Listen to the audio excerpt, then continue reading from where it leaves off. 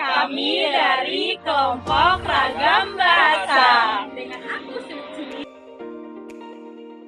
Nama aku Vini. Aku Rian. Dan aku Nadita. Dan aku Hobipa. Hari ini kita akan membahas ragam bahasa yang ada di Indonesia. Yuk bahas yuk. Pembahasan yang pertama, ragam bahasa. Bahasa adalah salah satu alat komunikasi. Melalui bahasa, manusia dapat saling berhubungan atau berkomunikasi, saling berbagi pengalaman, saling belajar dari yang lain, dan meningkatkan kemampuan intelektual. Ragam bahasa itu sendiri adalah variasi bahasa menurut pemakaian, yang berbeda-beda menurut topik yang dibicarakan, menurut hubungan pembicara, kawan bicara, orang yang dibicarakan, serta menurut medium pembicara. Ragam bahasa Indonesia dibagi menjadi 3. Yang pertama, berdasarkan media. Yang kedua, berdasarkan cara pandang penutur. Ketiga, berdasarkan topik pembicaraan. Yang pertama, ragam bahasa berdasarkan media. Dalam ragam bahasa berdasarkan media dibagi menjadi 2. Yang pertama, ragam bahasa berdasarkan lisan. Ragam bahasa lisan adalah bahan yang dihasilkan alat ucap fonem sebagai unsur dasarnya. Dalam ragam bahasa lisan, kita berurusan dengan kosakata, tata bahasa, dan lafal. Dalam ragam bahasa lisan, pembicara dapat menentukan tinggi rendah suara atau tekanan, air muka, gerak tangan, atau isyarat untuk mengungkapkan ide. Yang kedua, ragam bahasa tulis. Ragam bahasa tulis adalah bahasa yang dihasilkan dengan memanfaatkan tulisan dengan huruf sebagai unsur dasarnya. Dalam ragam tulis, kita berurusan dengan tata cara penulisan atau ejaan di samping aspek tata bahasa dan kosakata. Dengan kata lain, dalam ragam bahasa tulis, kita dituntut adanya kelengkapan unsur tata bahasa seperti bentuk kata ataupun susunan kalimat, ketepatan pilihan kata, kebenaran penggunaan ejaan, dan penggunaan tanda baca dalam mengungkapkan ide. Yang kedua, ragam bahasa Indonesia berdasarkan cara pandang penutur. Pertama, ragam dialek. Mas, sampean wes mangan durung. Kedua, ragam terpelajar. Maaf Pak, sebelumnya bolehkah saya menggunakan saran atas keputusan tersebut? Ketiga, ragam resmi.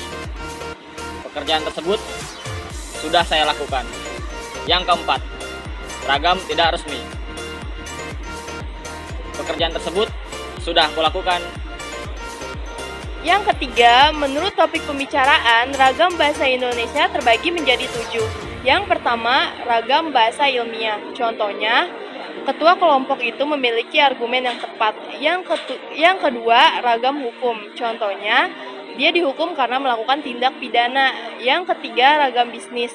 Contohnya, setiap pembelian di atas nilai tertentu akan mendapatkan diskon. Yang keempat, ragam agama. Contohnya, tidaklah orang-orang itu menyangka bahwa mereka akan dibangkitkan pada suatu hari besar, yaitu hari di mana mereka akan berdiri menghadap Tuhan semesta alam. Yang kelima, ragam sosial. Contohnya, saya tadi nabrak kucing di jalan. Yang keenam, ragam kedokteran. Contohnya, anak itu menderita penyakit kursior. Yang ketujuh, ragam sastra. Contohnya, cerita itu mengandung unsur flashback. Jadi, kesimpulan dari ragam bahasa itu sendiri adalah variasi atau cara pemakaian bahasa yang berbeda-beda. Contohnya, menurut cara pandang penutur, menurut topik yang dibahas dan lawan bicara. Ragam bahasa dapat dikatakan baik dan benar apabila sudah memenuhi dengan kaidah bahasa Indonesia.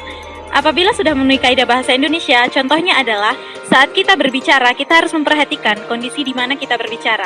Contohnya, saat kita berbicara dalam sebuah rapat atau saat kita berbicara dalam sebuah kerumunan, maka akan menjadi suatu kondisi yang berbeda, bukan? Dalam bahasa Indonesia dikenal pula yang dinamakan unsur serapan.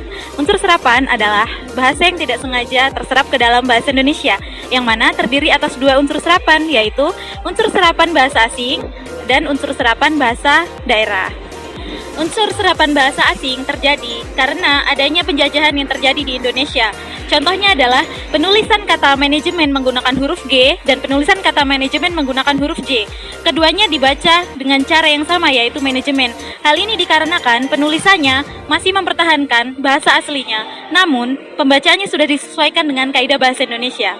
Yang kedua adalah unsur serapan bahasa dari bahasa daerah. Contohnya adalah kata lugu yang berasal dari bahasa Jawa, namun saat ini sudah digunakan secara umum sebagai bahasa Indonesia. Oke teman-teman, sekian tadi pembahasan dari kelompok ragam bahasa. Terima kasih sudah menonton, semoga ilmunya bermanfaat. Sampai jumpa.